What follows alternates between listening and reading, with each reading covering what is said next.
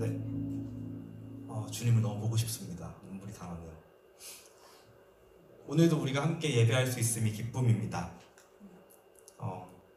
우리는 계속해서 갈라디아서 5장 22절 26절 말씀을 가지고 성령의 9가지 열매에 대해서 천천히 살펴보고 있습니다. 그래서 목사님께서 전체에 대한 이야기, 우리가 성령 안에 거하여야 된다라는 말씀을 해주셨고요. 그 다음에 지난주에 전도사님께서 사랑에 대한 이야기, 그 다음에 지난주에 희락에 대한 이야기를 말씀을 나눠주셨습니다. 지난주 말씀을 잠시 요약을 살펴보면 우리가 잘 아는 말로 희락, 기쁨은 첫 번째 예수님 안에 거하는 것이 기쁨이라고 했습니다. 그래서 참된 기쁨은 성령을 따라갈 때 예수님 안에 거할 때만 있다라고 우리가 알게 되었습니다. 이것은 우리의 일상 속에서 잠시 없다가 사라지는 기쁜 감정과는 다른 주님 안에서 마르지 않는 샘솟는, 영원히 샘솟는 기쁨을 의미한다고 했습니다. 두 번째로는요, 기쁨은 감정을 넘어서 존재의 변화임을 우리가 알게 되었습니다. 어떠한 상황이 있더라도 하나님으로 인하여 기뻐할 수 있는 존재로 바뀌는 것, 이것에 대한 이야기로 제가 주일에도 나누었던 하박국 이야기도 전도사님께서 또 나눠주셨습니다. 어떠한 상황이 있어도 내가 여호와로 인하여 즐거워할 수 있습니다 라고 고백할 수 있었던 그 존재의 변화에 대한 것이 기쁨이었습니다. 오늘은 세 번째 주제, 화평에 대한 이야기입니다. 제가 설교를 준비하면서 그리고 평상시에도 좀 궁금했던 것이 있어요. 화평과 평화는 뭐가 다를까? 여러분 이런 생각 안 해보셨어요? 화평과 평화는 뭐가 다를까? 이게 궁금을 했는데 굳이 찾아보진 않았어요. 그 전에는. 왜냐면은 그냥 뭐 비슷하겠거니, 그냥 뭐 같은 뜻이겠거니 생각을 해서 굳이 찾아보진 않았는데, 이번에 설교를 준비하면서 잠깐 찾아봤습니다. 결론부터 말씀해 드리면요, 화평과 평화, 평화와 화평, 한국어는요 약간의 쓰임의 차이가 있어요. 그런데 히브리어나 헬라어는 같은 단어를 씁니다. 히브리어로는 우리가 잘 아는 샬롬이라는 단어를 쓰고 헬라어로는 에이레네라는 단어를 사용합니다. 일단 한국어로 평화의 기본적인 뜻은 평온하고 화목하다라는 뜻입니다. 여기서 그럼 평온이 뭔가요? 화목이 뭔가 이야기하면 길어지니까 그렇게 이해하시면 되겠습니다. 평화가 뭐라고요? 평온하고 화목하다. 느낌적인 느낌으로 다들 이해가 되시죠? 네, 어떤 의미인지. 화평은 같은 뜻이에요. 화목하고 평온하다. 같은 뜻인데 한 가지 차이가 있다면은 화평은요 대개 평화를 향한 움직임을 뜻할 때 쓰는 거예요. 그래서 우리 성경 말씀에 이런 말 있죠? 화평하게 하는 자. 이 말은 평화를 가지고 오는 자, 평화를 만들어내는 사람. 그래서 화평은 어떠한 동작, 내가 평화를 향해 가는 사람, 평화를 만들어가는 사람, 또 평화를 만들어 갈 때 화평이란 단어를 우리가 사용하게 됩니다. 그래서 아마도 원어 성경을 국문으로 번역할 때 학자들이 히브리어 샬롬과 헬라어 에이레네가 어떠한 상황 속에서 쓰였는지에 따라서 평화 또는 화평으로 번역했던 것 같습니다. 오늘 읽은 본문 갈라디아서에 사용된 화평은요 헬라어로 에이레네라는 단어가 사용이 됩니다. 헬라 문화라고 하면은 조금 헬라 문화가 뭐지? 그럴 수 있겠는데, 우리가 중고등학교 때 공부를 하셨다면 우리가 잘 친숙하게 들었던 그리스 문화, 로마 문화일 때 그 그리스 문화가 헬라 문화입니다. 그래서 이 그리스어를 사용하는 문화에서 에이레네와 거의 비슷한 뜻을 가진 단어가 있는데 아타라크시아라는 단어입니다. 이 뜻은 평정, 평온, 또 고요한 마음이라는 뜻이 있다고 합니다. 그래서 이 단어를 언제 썼냐면요, 그리스 사람들의 삶의 목표를 보여줄 때, 다시 말해서 그리스 사람들의 삶의 목표는요 아타라크시아였던 거예요. 삶이 평온하고 좀 이렇게 안정적이고 되게 고요한 거. 그들이 원했던 것은 삶의 문제를 일으키는 모든 것으로부터의 자유야. 쉽게 말해서 내 삶에 문제가 없는 거, 내 삶에 걱정이 없는 거, 육체적 고통도 없는 거고 정신적 스트레스도 없는 삶을 원했던 게 그리스 사람들이었다라고 합니다. 그래서 그때 아타라크시아라는 단어와 거의 같이 쓰였던 단어가 에이레네라는 단어였다고 해요. 그래서 평화, 우리의 삶에는 아무런 걱정이 없어야 된다. 우리의 삶에는 아무런 문제가 없어야 된다라는 뜻입니다. 그러나 유대인들에게 화평, 히브리어로 샬롬은 그리스인들이 사용했던 뜻하고는 조금 달라요. 우리가 교회에서 가끔씩 인사하죠. 우리 샬롬으로 인사할까 하고 우리 샬롬 인사하죠. 우리 한번 해볼까요? 우리 앞뒤자고 옆분들에게 오늘 인사 안 했는데 샬롬 하고 한번 인사해 봅시다. 샬롬. 샬롬. 샬롬.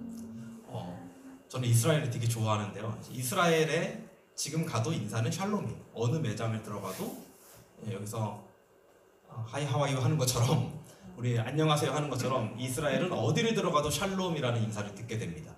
그리고 이제 안식일날, 우리로 따지면 주일이죠. 그럼 주일날 하는 인사는 샤밧 샬롬이에요. 샤밧이 안식일이고 샬롬 인사예요.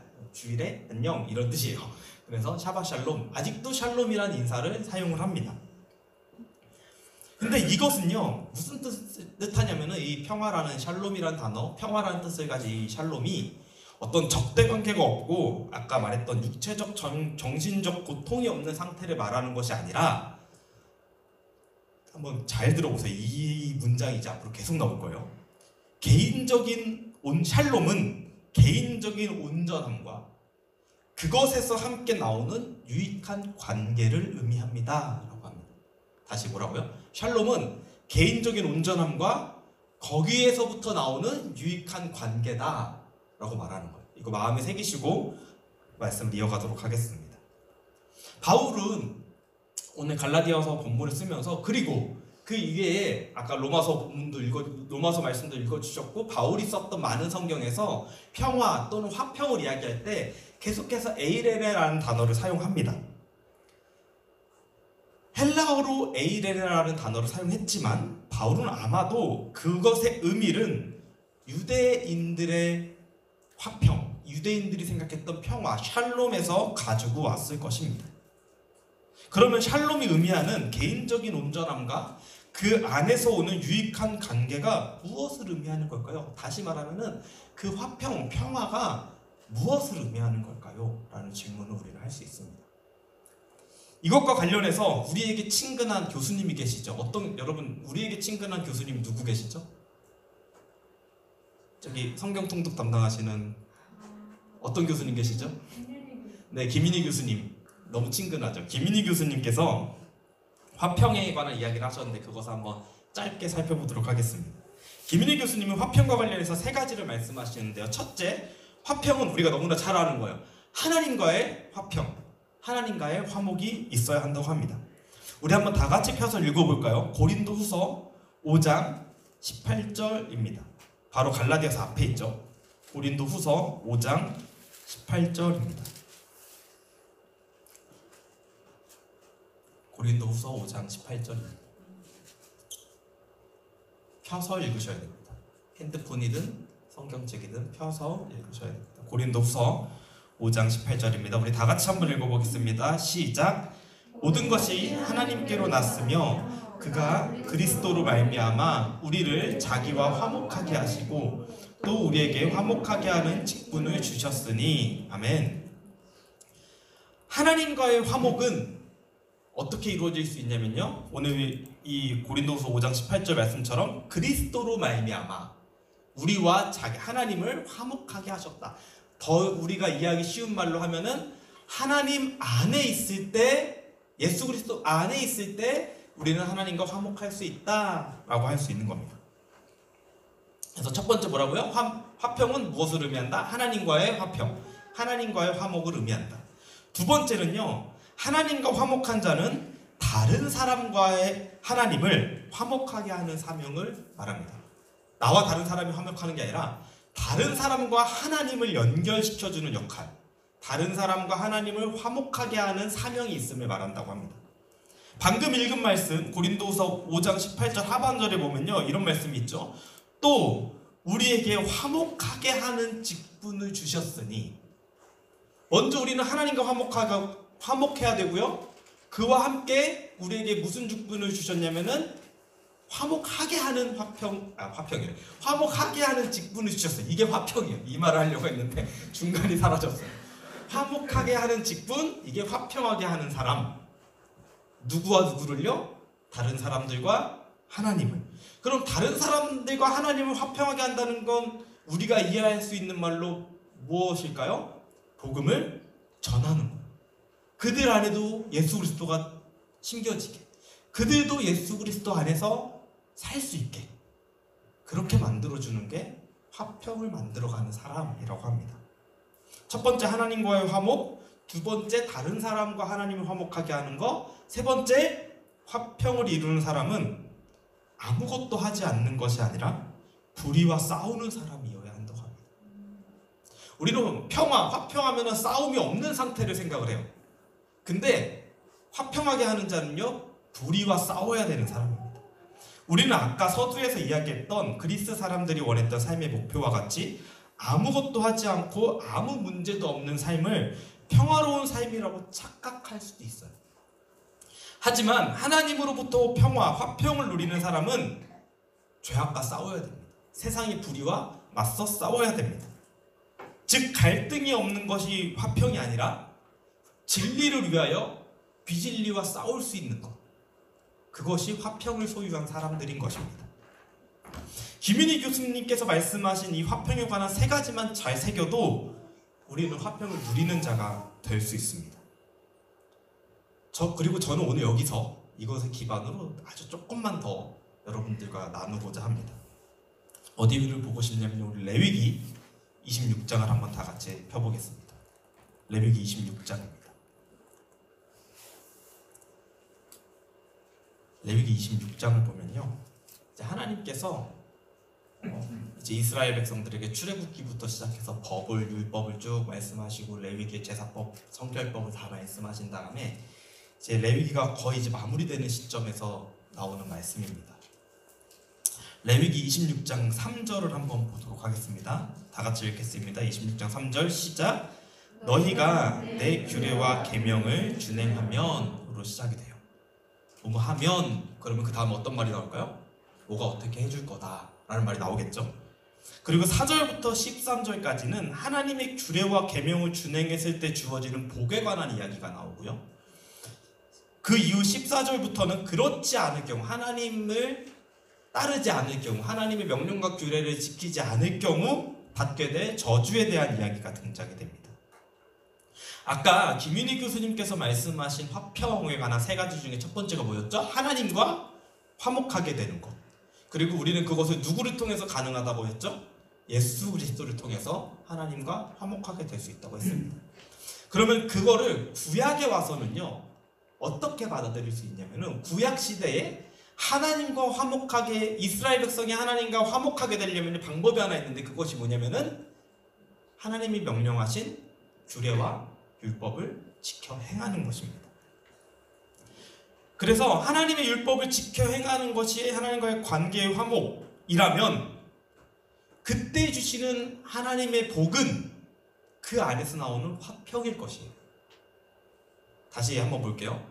예수님 안에서 화목을 누릴 수 있을 때 하나님과 화평할 수 있다면, 그것이 구약에서는 하나님의 율법을 지키는 자에게, 하나님의 명령을 지키는 자에게 하나님께서 복을 주신다고 그랬어요. 그럼 그 복은 다른 말로 뭐가 될까요? 화평이 될 수도 있다라는 거예요. 4절과 5절 한번 다 같이 읽어봅시다. 26장, 레위기 26장 4절 5절입니다. 시작. 내가 너희에게 철을 따라 비를 주리니 땅은 그 산물을 내고 밭의 나무는 열매를 맺으리라. 너희의 타작은 포도 딸 때까지 미치며 너희의 포도 따는 것은 파종할 때까지 미치리니 너희가 음식을 배불리 먹고 너희의 땅에서 안전하게 거주하리라. 4절과 5절을 보면요, 가장 먼저 하나님께서 허락하시는 것이 철을 따라 비를 내어 주어서 소출이 늘어날 것에 대해서 말씀을 하세요. 이 당시에 우리나라도 그랬죠. 우리나라도 우리 역사나 옛날에 그 고전 이야기들을 살펴보면은 항상 전 세계를 다 통틀어서 빠지지 않는 것이 하나가 있는데, 그것이 뭐냐면은 기후제예요.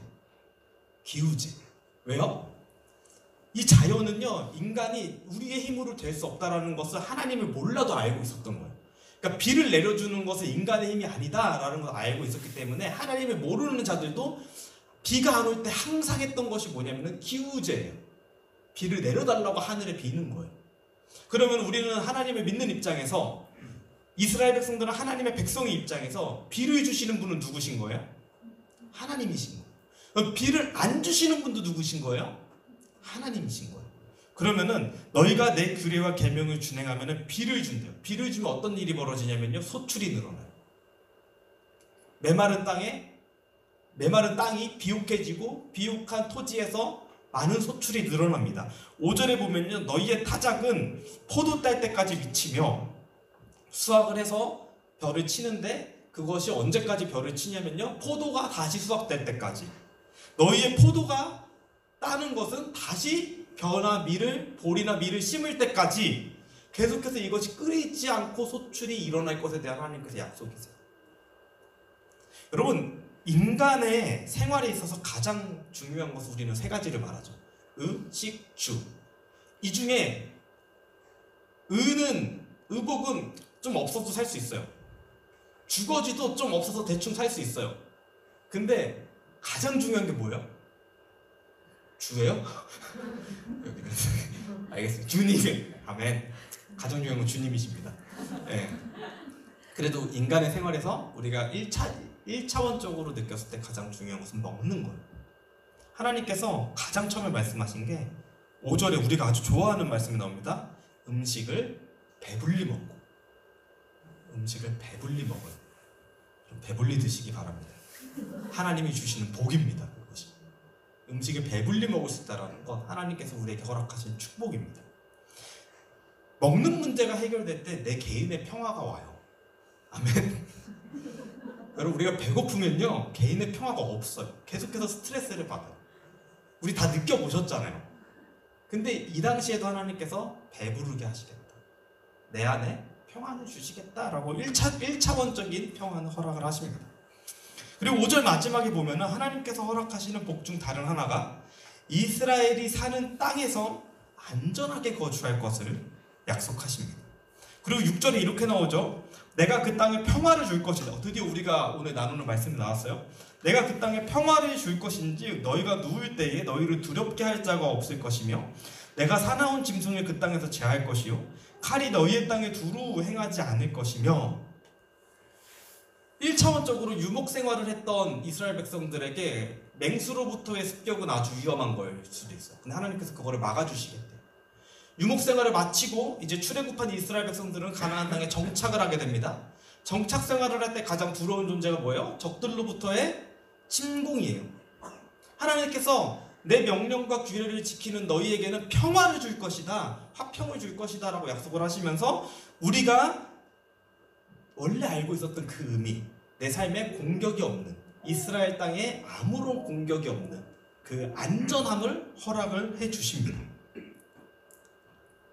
우리는 일반적으로 여기까지가 평화라고 생각을 해요.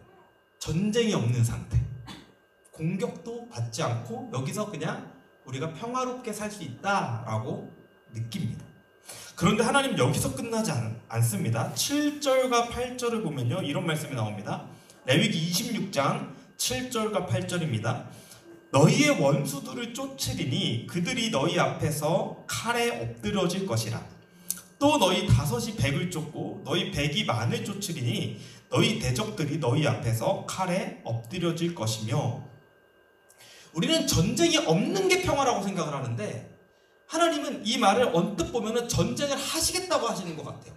다시 말해서 우리 삶에 들어온 적의 세력들을 몰아낼 수 있는 힘을 주신다. 단순히 하나님이 보호하시는 것이 아니라 하나님께서 이스라엘에게 평화를 주실 때는 어떤 말이 있냐면요, 9절입니다. 9절까지 읽어봐야 돼요. 시작. 우리 다 같이 읽어볼게요. 시작. 내가 너희를 돌보아 너희를 번성하게 하고 너희를 창대하게 할 것이며 내가 너희와 함께한 내 언약을 이행하리라. 무슨 말입니까? 이스라엘을 강하게 하신다. 하나님이 이스라엘을 강하게 하실 때 이스라엘의 평화가 있습니다. 적들이 쳐들어오지도 못할 뿐더러 적들을 몰아낼 수 있는 힘까지 주시는 거예요. 우리가 공격을 받지 않는다고, 전쟁이 없는다고 평화가 아닙니다. 부국강성 맞나요? 강성 단어가 기억이 나네. 나라가 부하여지고 강하여지는 것. 그때 주변국들로부터 무시당하지 않고 이 나라가 굳건하게 설 수 있어요. 지금도 비슷하죠. 지금도 나라가 국력이 약할 때 주변국들로부터 무시를 받고, 국력이 강하면은 주변국들로부터 무시를 받지 않아요. 평화가 힘의 비대칭에서부터는 평화가 오지 않습니다. 하나님께서 강하게 하실 때 우리의 모든 삶에 평화가 임합니다. 하나님께서는요, 이스라엘을 화평을 행하게 하는 나라로 만드실 때는 방금 말씀드렸던 이스라엘과 하나님의 관계가 화목할 때, 단순히 그냥 너희는 내 백성이니까 내가 강하게 할게가 아니라 하나님과 이스라엘 사이에, 이스라엘과 하나님 사이에 관계가 화목이 있을 때, 이스라엘이 하나님 앞에서 온전히 행할 때, 하나님을 온전히 따를 때 하나님께서 그들을 강하게 하십니다. 그런데 이 힘은요, 단순히 전쟁을 해서 정복을 하는 힘이 아니라 하나님의 통치를 보여주는 힘이 되는 거예요.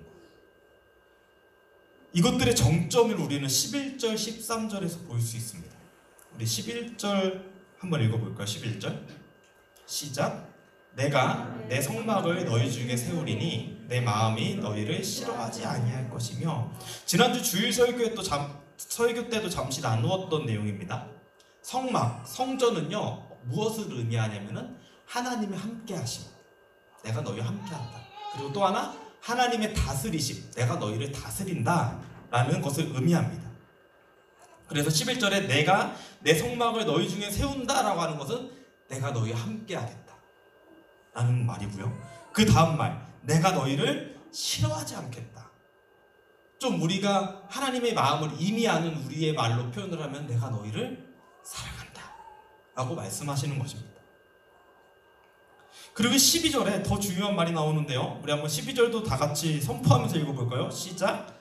나는 너희 중에 행하여 너희의 하나님이 되고 너희는 내 백성이 될 것입니다. 아멘. 하나님과 화목하게 한 자는 하나님께서 강하게 하시는데, 어떻게 강하게 하시냐면요, 하나님이 함께 하시고 하나님이 통치하심으로 강하게 하시고, 너희는 내 백성이 되고 내가 너희의 하나님이 되겠다 그래요. 그러면서 13절에는 이렇게 말합니다. 나는 너희를 애굽 땅에서 인도해내어 그들에게 종된 것을 면하게 한 너희의 하나님 여호와니라. 나는 너희를 구원하였다. 내가 너희를 구원하였다. 내가 너희의 멍에의 빗장을 부수고 너희를 바로 서서 걷게 하였느니라. 이것이 하나님께서 우리에게 주시는 은혜입니다. 하나님이 내 하나님이고 내가 하나님의 백성됨을 아는 자가 화평을 이루는 자가 될 수 있습니다. 화평은 혼자만의 세계 속에서 하는 것이 아닙니다. 나 혼자서 화평한다고 화평이 있는 게 아니라, 화평은 관계 속에서 이루어지는 것이 화평입니다. 국가 사이든 개인 사이든 어떠한 이해관계 속에서 나오는 것, 그것이 화평을 이루게 하는 자인 것입니다. 이때 가장 중요한 것이 무엇이냐면요, 내가 누구인지 아는 거예요. 내가 누구인지 모를 때 문제가 발생해요. 내가 어디서부터 나왔는지, 나의 정체성이 누군지 모를 때 화평에 문제가 발생합니다. 서두에서 유대인들이 이해하고 있는 샬롬은 뭐라고 했죠? 개인적인 온전함과 그것에서부터 나오는 유익한 관계들이라고 말했어요. 그들에게 개인적인 온전함이란 무엇을 의미할까요? 하나님과의 온전함, 하나님과의 화목된 관계를 의미하는 것이고, 그것과 함께 오는 유익한 관계들은 하나님께 속한 하나님의 백성이 가지고 있는 힘, 강함에 의한 화평을 의미하는 것입니다. 그리고 이 힘은 누군가를 무너뜨리고 짓밟고 정복하기 위한 힘이 아니라, 아까도 말씀드렸지만은 하나님의 통치를 나타내는 연결자의 역할을 하는 자로서의 힘인 거예요. 하나님과 다른 이들을 화목하게 하는 것. 아까 김윤희 교수님이 말씀하셨던 두 번째 내용이죠. 하나님과 다른 이들을 화목하게 하는 것. 이스라엘 백성들이 이해했던 샬롬, 개인적인 온전함에서부터 나오는, 첫 번째 개인적인 온전함, 하나님과의 화목에서부터 나오는 유익한 관계들, 이들과 하나님을 연결시켜 줄 수 있는 힘, 그것이 화평인 것입니다. 우리 신약으로 넘어가 볼까요? 마태복음 5장 한번 다 같이 펼쳐봅시다. 마태복음 5장, 우리가 너무나 잘 아는 산상수훈의 첫 번째 팔복에 관한 이야기입니다. 마태복음 5장 9절입니다. 마태복음 5장 9절입니다. 우리 다 같이 한번 한 목소리로 읽어보겠습니다. 마태복음 5장 9절입니다. 시작. 화평하게 하는 자는 복이 있나니 그들이 하나님의 아들이라 일컬음을 받을 것이며. 이것은 그대로 읽으면은 이렇게 이해돼요. 화평하게 하는 자가 복이 있고, 또 그래야지만 하나님의 아들이라고 불려질 것이라고 이해가 됩니다. 선이 화평을 해야 후가 복이 있고, 그 복이 하나님의 아들이라고 일컬어짐을 받는다라고 이해가 돼요. 하지만 헬라어 원문을 읽으면 해석자마다 조금씩 다를 수는 있지만 이렇게도 읽혀질 수 있습니다. 제가 사역을 해봤는데요. 복 있는 자여, 당신은 화평하게 하는 자입니다. 좀 다르죠? 화평하게 하는 자가 복 있는 자가 아니라 복 있는 자여, 당신은 화평하게 하는 자입니다. 여기 접속사가 하나가 붙어 있어요. 왜냐하면 하나님의 아들이라 불려질 것이기 때문입니다. 불려지기 때문입니다. 다시 말하면 하나님의 아들이라고 불려지는 자들이 복 있는 사람이고, 그 복 있는 사람은 어떤 사람이요? 화평하게 하는 자예요. 우리 아까 레위기 말씀 봤죠?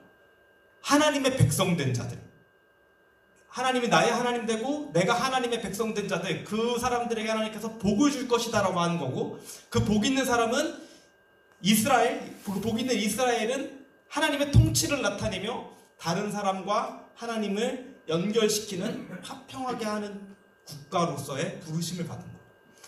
마태복음 5장 9절에 나오는 말씀도 동일한 의미입니다. 복 있는 자여, 당신은 화평하게 하는 자입니다. 왜냐하면 당신은 하나님의 아들이라고 불려지기 때문입니다. 하나님께서 그들의 하나님 되심으로, 하나님께서 그들의 하나님 되셔서 그들을 바로 서서 걷게 하심으로 이스라엘에게도 평화를 주시고 그들로 하여금 화평을 만드는 자들이 되게 하시는 것입니다. 여러분은, 그리고 저는 첫째로 하나님과의 관계에서 화목함이 있는지를 살펴보아야 할 것입니다. 이 문제가 해결되지 않으면 지금까지 나누었던 모든 것들의 시작조차 불가능하게 됩니다. 내가 하나님하고 화목하지 않으면 나는 다른 사람들과 하나님을 화평하게 만들 수 있는 역할을 감당할 수 없어요. 그러면 하나님과의 화목을 막는 것이 무엇일까요? 아주 단순합니다. 그것은 죄입니다. 이것이 우리와 하나님 사이를 막고 있다면 우리는 그 어떤 평화도 어떠한 화평도 만들어내지 못할 것입니다. 그리고 그 문제를 해결하는 유일한 방법이 바로 예수 그리스도이십니다. 우리가 예수님이 나를 대신하셔서 십자가 달려 죽으시고 부활하신 것을 믿는 것으로 끝나는 것이 아니라, 내가 예수 그리스도와 함께 죽고 내가 예수 그리스도와 함께 다시 살 때 내 안에 그 화평하게 하는 힘이 생기는 것입니다. 내 안에 하나님과의 화목이 이루어지는 것입니다. 그리고 그와 동시에 우리를 화목하게 화평하게 하는 자로 부르셨습니다. 화평하게 할 수 있는 것은 계속 말하죠. 하나님이 내 하나님 되고 내가 하나님 백성 된 것, 그리고 그것을 알고 있는 것입니다. 내가 누군지 정확하게 아는 것이 관계에 있어서 화평을 만들 수 있는 힘이 됩니다. 마지막으로 우리는 하나님과 세상을 화목하게 연결시키는 자의 사명으로 세상의 악함과 싸워야 되는 사명도 동시에 가지고 있는 것입니다. 싸우지 않는 것이 평화가 아니라 그랬죠. 예를 한번 들어볼게요. 요즘에 인터넷에 이슈가 뭐죠? 요즘 나오는 이슈가 학교폭력, 그 유명한 사람들의 학교폭력이 요즘에 인터넷에서 한참 이슈가 되고 있는 것 같아요. 너도 나도 터지고 있는 것 같습니다. 마치 내 친구가 일진들에게 괴롭힘을 당하고 있는데 그 모습을 보면서 일진들하고 싸우는 거는 평화가 아니야, 저들하고 갈등을 만드는 것은 평화가 아니야. 오히려 갈등을 유발하는 거야 라고 생각하면서 불의를 보고만 있는 것은 하나님이 말씀하시는 평화와 화평이 아닙니다. 아주 쉬운 1차원적인 예를 들어드린 거예요. 우리 삶에 적용을 해보면요. 내 삶에 들어와 있는 죄의 문제와 이 세상을 만들어가는 어떠한 악함의 문제와 우리는 싸워야 됩니다. 싸우지 않는 것이 평화가 아니라 싸워서 하나님의 진리가, 하나님의 통치가 이 땅에 임하게 하는 것이 화평을 만들어가는 자의 사명이고 하나님 나라의 평화인 것입니다. 말씀을 마무리하겠습니다. 사단은 우리를 하나님과 화목하게 하지 못하게 방해합니다. 화평을 이루는 자로 살지 못하게 합니다. 그리고 그것을 위해서 사용하는 방법이 뭐냐면요. 제가 몇몇 분들하고는 예전에 나눴었는데 거짓말하는 거예요. 우리 귀에다 대고 거짓말하는 거예요. 어떻게 거짓말을 하냐면요. 우리와 하나님 사이를 막고 있는 게 죄라 그랬죠. 내 삶에 우리는 연약한 존재라서 하나님 앞에서 아둥바둥 살고 있지만 그럼에도 불구하고 때로는 죄도 짓습니다. 맞죠? 그럼 우리는 이 죄의 문제를 가지고 하나님 앞에 정직하게 나아가야 되는데 그래야 이 죄의 문제를 예수 그리스도의 십자가 앞에 정직하게 가지고 나가서 회개를 하고 하나님과 나 사이에 막힌 것이 없도록 해결을 해야 되는데 사단은 그것이 싫어서 우리에게 거짓말을 해요. 근데 사단이 하는 거짓말은요 99%의 진실과 1%의 거짓을 말한다고 합니다. 99%의 진실이 뭘까요? 내가 지은 죄를 계속해서 말하는 거예요. 야, 너 이런 죄 지었잖아. 너 이런 애잖아. 너 하나님 보시기에 요런 죄. 막 내 죄가 막 깊어지기 시작할 때는 한도 끝도 없이 막 사단이 내 귀에서 막 죄에 대한 이야기를 해요. 넌 이런 죄야. 너가 지은 죄는 이런 거야. 너 이 죄도 지었잖아. 이 죄도 지었잖아. 이 죄도 지었잖아. 그리고 마지막에 그거 진실이죠? 100%의 진리, 99%의 진리 중에 하나죠. 내가 지은 죄니까. 근데 마지막에 한마디 거짓말을 합니다. 어떤 거짓말을 하냐면요. 그래서 넌 쓰레기야. 그래서 넌 하나님 앞에 나갈 자격이 없어. 그래서 넌 가만히 있을 거야. 넌 어차피 또 죄 지을 거야. 하나님과 우리 사이의 화목을 가로막는 사단의 방법이에요. 하나님 우리에게 뭘 원하시죠? 시편 51편에 다윗이 밧세바를 범하고 하나님 앞에 눈물로 회개하는 장면이 나오죠. 그때 다윗이 이런 말을 합니다. 주께서 원하시는 제사는 상한 심령이라. 이 상한 심령이요, 내가 상처받고 아프고 요 정도 수준의 상한 심령이 아니라 죄 때문에 산산이 깨어져가지고 감히 하나님 앞에도 나아갈 수 없는 그 내의 상태, 그 상태를 그대로 가지고 하나님 앞에 나오라는 거예요. 그게 주님께서 원하시는 게 너 나와 화목하자라고 하셔서 그래서 자신의 독생자 아들을 보내주신 겁니다. 사단은 그것을 우리의 귀에다 대고 넌 그래서 하나님 앞에 못 나가.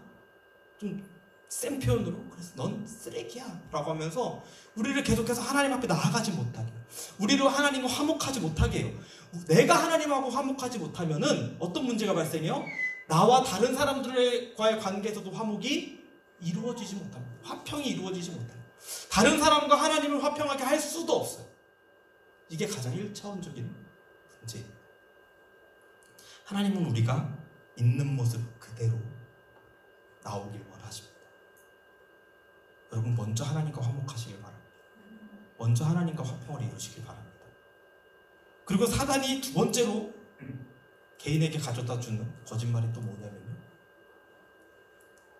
아까 말했죠. 너는 그래서 쓰레기야 라고 하는 그 사단의 참소는요. 내 삶에 어떤 문제를 가져오냐면 낮은 자존감으로 연결되어집니다. 내 안에 있는 낮은 자존감은요. 관계의 평화를, 관계의 화평을 이루지 못하게 합니다. 내가 괜찮을 때는 다른 사람이 나에게 무슨 말을 해도 별로 관계에 문제가 생기지 않아요. 근데 내 안에 낮은 자존감이 있을 때는 별말 아닌 것 같다가도 상처받고 관계가 깨지고 모든 것들이 틀어지게 됩니다. 제가 아까 중간에 화평을 하나님께서 이스라엘에게 화평을 주실 때 뭘 하신다 그랬죠? 이스라엘을 강하게 하신다 그랬어요. 근데 이스라엘을 강하게 하시는 조건이 뭐냐면요. 강하게 하신다라는 그 말이 뭐냐면요. 내가 너희 하나님이고 너희가 내 백성이다라고 하는 거. 그 정체성을 깨닫게 하시는 거. 내가 누군지 알 때 나 스스로 나를 바라보면 너무나 낮고 보잘것없고 가진 것 없는 존재여서 낮은 자존감으로밖에 갈 수 없지만, 내가 하나님과 화목하고 하나님 안에서 내가 누군지 발견될 때, 하나님이 바라보는 내가 어떠한 존재인지 발견될 때, 그것이 내 삶의 강함이 되는 거죠. 다른 사람이 나한테 무슨 말을 해도 괜찮아져. 관계의 깨짐이 사라집니다. 왜요? 내가 하나님의 자녀이기 때문에. 내가 하나님의 자녀이기 때문에 그 나에게 주시는 인간으로부터 오는 높은 자존감이 아니라, 내가 하나님의 아들이라고 일컬음을 불러요. 내가 하나님의 아들이라는 그거 하나만으로도 우리는 그들을 불쌍하게 여기고 기도하게 되고 모든 관계가 회복되게 되는 것들을 우리는 경험할 수 있습니다. 오늘 이 밤에 우리 기도할 건데요. 반주 좀 해주시고. 계속해서 반복했습니다. 하나님과의 화평과 또 그것을 만들어가는 우리의 삶. 그리고 바울은요, 그것을 성령의 열매라고 했어요. 성령님 안에 거할 때 당연하게 맺혀지는 거예요. 내가 노력해서 맺혀지는 게 아니라 내가 하나님과 함께 할 때 너무나 당연하게 맺혀지는 거예요. 그렇다면 우리가 이것 때문에 힘들어한다면, 내 삶에 평화가 없는 것 때문에, 내 삶에 화평이 없는 것 때문에, 여러 가지 때문에 혹시 내 안에 힘듦이 있다면 우리가 가장 먼저 점검해 봐야 되는 게 뭐예요? 나와 하나님은 괜찮은가요? 나는 하나님과 괜찮은가? 여러분, 이 문제 앞에 솔직해지셔야 돼요. 이건 저에게 하는 말이에요. 저도 막 괜찮아 보이고 싶어요. 전도사랑 타이틀 딱 달고 있으니까는 막 여러분들 앞에 서고 성도님들 앞에 서고 청년들 앞에 서면 괜찮은 사람처럼 보이고 싶어요. 근데 하지만 여러분, 저도요, 제 삶이 여러분 앞에 다 공개된다면요, 전 전도사 직함 내려놔야 될 수도 있어요. 저도 하나님 앞에 솔직해져야 되는 사람. 저만 그런 게 아니라 모든 하나님의 백성은 하나님 앞에 정확하게 진단해요. 나는 하나님과 괜찮은가? 나와 하나님 사이에는 화목이 있는가? 나는 성령님 안에 거해서 그것을 이루고 있는가? 그리고 그 다음에는 뭐죠? 하나님께서 나를 강하게 하신다라는 거. 우리 찬양하면서 기도함으로 나아갔으면 좋겠네요.